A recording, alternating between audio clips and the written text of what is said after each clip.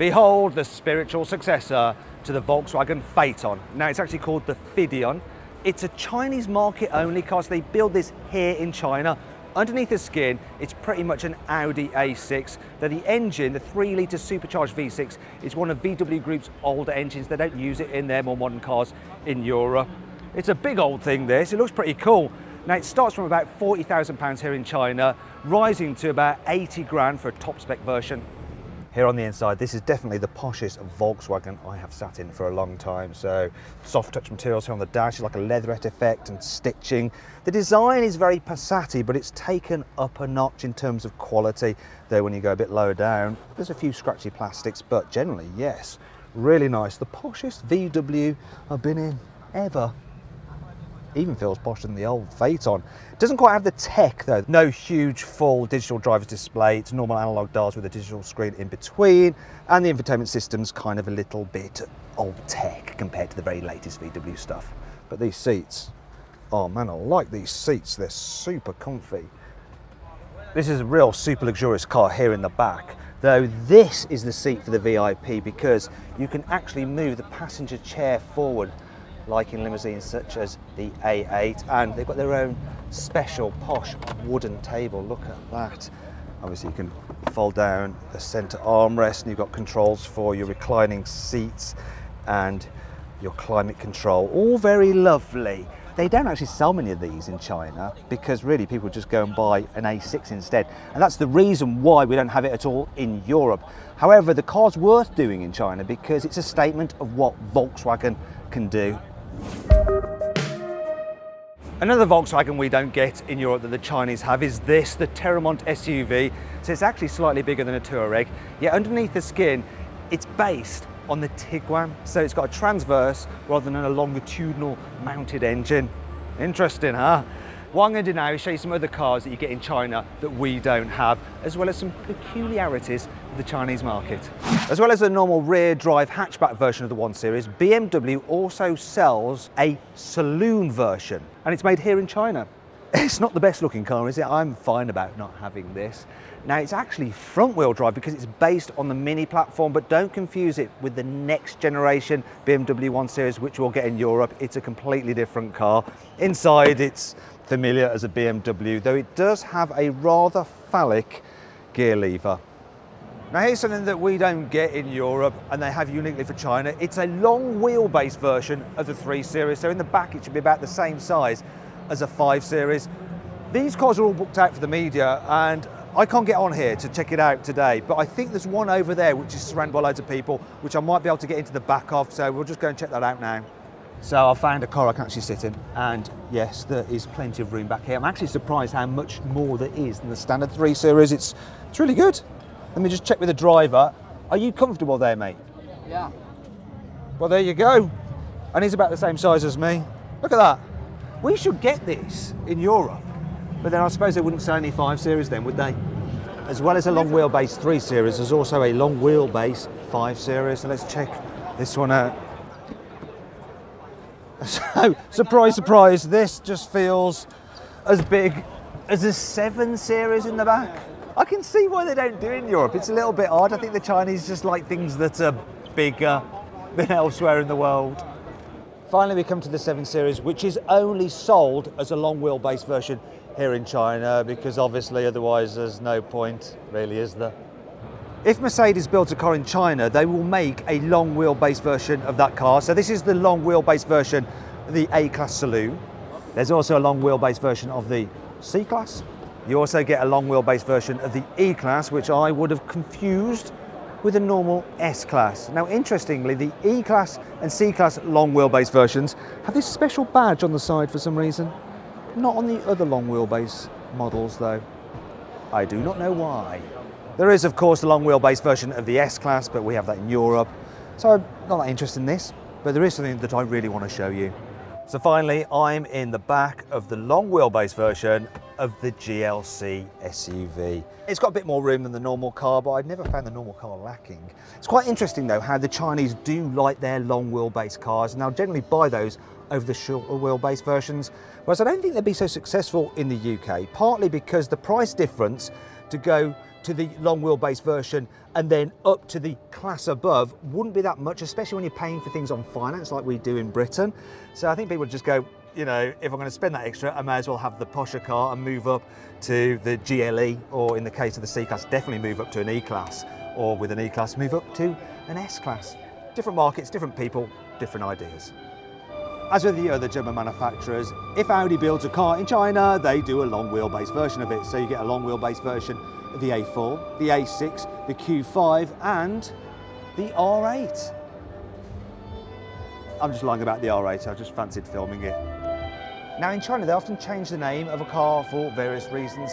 For instance, this in Europe would be called the Mercedes-Maybach S650, but here they've called it the S680. The reason being that the number 8 means rich in Chinese. That's a good thing. If you've got this kind of car, you want people to think you're rich. Well, they clearly will do if you're driving around in this. Sometimes they change the numbers for another reason, because the English version would be bad. For instance, you will not find a Mercedes 250 anywhere in China. They're always badged up as a 260. The reason being is that the number 250 means stupid due to some kind of Chinese folklore. Yeah, it's all a bit confusing for us Europeans. Now the Chinese have their own way of pronouncing all the different car brands. So how do you say Lexus in Chinese? Lexus. Lexus. Lexus. Lexus.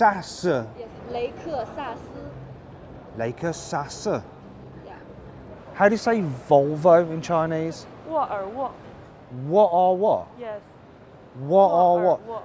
So you've added, yet again, some more syllables. It's very odd. So have I got it right? What or what? Yes. What or what? 沃尔沃. How long did it take you to learn to say that? 沃尔沃. So about 2 seconds, just the same as me. Okay, so what or what? Volvo, obviously. Now I'm on the Land Rover stand and I want to see what they do with our famous British name. So how do you say Land Rover in Chinese? 路虎. 路虎. 路虎. 路虎. 路虎. 路虎. Yeah? Yeah. Almost, yeah. It's very odd, isn't it? So yeah, this may seem like a bit of a lame attempt to get some girls in the video. Sorry about that. I went into 1980s mode. There'll be no more of that. Just cars from now on, all right? Now this may look like a normal Range Rover, but the number plate actually reads Royal One. There's a reason for that, you see. This is a Range Rover that just keeps on going and going and going and going. I mean, look how long it is. It's also got a bespoke boot. It's got a special tray, which you just put your luggage on there, then slide stuff in, so you don't have to push things all the way in yourself, because if you can afford a car like this, you don't want to have to do things too manually. Check out the inside. Super luxurious, first class experience. I mean, look at this. Ironically, I might be showing you this in China, but it's actually made in America, but they ship them over here because they're really, really popular with the rich people here in China. And in terms of the length, it's about 70 centimetres longer than a normal Range Rover. So yeah, plenty of room to just relax and experience first class travel. One of the most exciting new cars here at the Shanghai Auto Show is this. It's an all-new car from an all-new manufacturer, and it's called the Lishan One. And it's a little bit like a Volvo XC90. In fact, towards the rear, down the sides, it kind of looks a bit like a Volvo XC90. Here on the inside, the Volvo-y theme continues, especially with this light interior with the dark elements as well, and the feel of the door handles and the shiny speakers. But then other bits of it are more Mercedes, like the design of the dash with these screens. But it's gone one better than Mercedes. Not only have you got one screen there and one screen there, you've got another screen here for the passenger, which is a really nice touch. Then down here, like in an Audi, you've got another screen for all the climate control and the seats and stuff like that. In terms of quality, well, I'm going to do my console shake test, and it is sturdy. In fact, quality is really good in here. The materials feel nice. There are a few bits and pieces which aren't quite as good as your mainstream European manufacturers. For instance, look at this, that's a little bit loose there. It's kind of like Tesla-ish on the inside, especially with all this tech. For a first attempt, even for a second or a third attempt at a car, this is really, really impressive stuff. I'm quite surprised. I don't know why I'm surprised. China has 30 new car companies making electric cars these days. They're so on it in terms of electric tech. Incredible. The quality feel extends all the way here into the back. The window switches, they feel like they're solid metal. The pockets on the seat backs, they're airplane style. It's got a sort of Mercedes S-Class feel to it. And these seats are super comfy, I've got loads of room. And of course, because this is a large car, in fact, it's slightly larger than a Volvo XC90, there is room in the back. And even if I sit up straight, I've just about got enough headroom. I like it. Yet again, like a Volvo XC90, this time the T8 version, this particular car is a hybrid. However, the petrol engine never ever drives the wheels, so it works more like a range extender, a bit like the old BMW i3. So it's a 1.2 litre turbo, and it actually provides power and energy for the electric motors. You've got one at the front and one at the back, so you've got four-wheel drive, and it's pretty quick as well, 0 to 60 in 6.5 seconds. Now, when you've got a full tank and the battery's fully charged, you've got a range of around 500 miles. If you want to run on electric power alone, if it's fully charged, you can do about 110 miles in terms of charging. With a rapid charger, DC charger, you can do it to full in about 30 minutes. But if you've got an AC home wall charger, it'll take about 7 hours.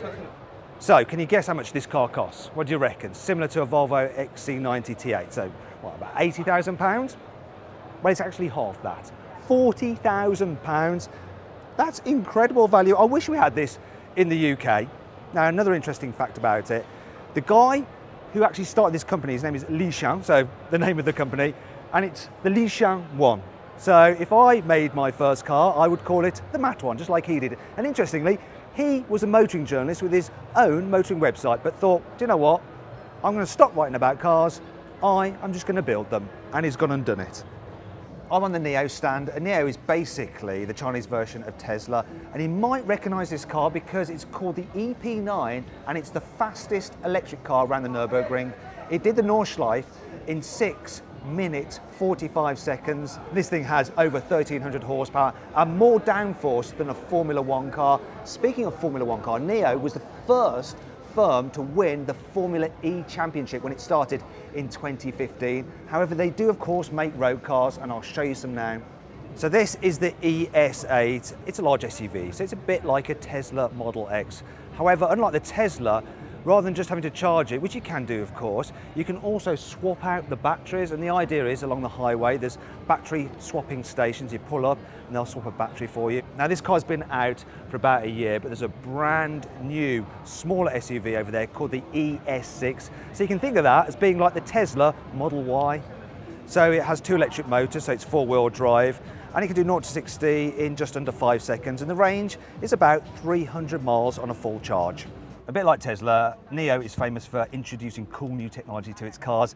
So this one has a personal digital assistant, a little bit like Siri, which you control through this little interface here. It's kind of like the sports chrono clock in Porsches, but it's a little robot. So to engage with it, you go, "Hi, Nomi." Now, you can ask it to do certain things, but I don't speak Chinese and it doesn't speak English right now. So I've got this guy to get it to open the sunroof. So go ahead, make it open the sunroof. Hi, Nomi. 打开遮阳帘. And there you go, it's opening the sunroof blind. So loads of features in the car you can just control through this assistant. Another thing I like about this is it's got something called the Queen seat. So he was telling me that usually in China the men drive and their wives will want to just have a nice sleep in the car. So check this out, right? So I can lower a little foot pad there. I can then slide out an under calf rest, but that is not all. I can then recline the seat back itself all the way. So you're going to have to go and look through that window.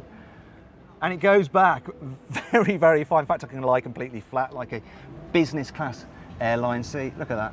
Then have a kip, which is much needed at a busy motor show. Whew. If you enjoyed the video, please give it a thumbs up. Also, let me know which Chinese car you would like to see sold in the UK in the comments below. Also, if you click on the video windows, you can watch another video, or over there to go to CarWow to see how much money you can save on a new car.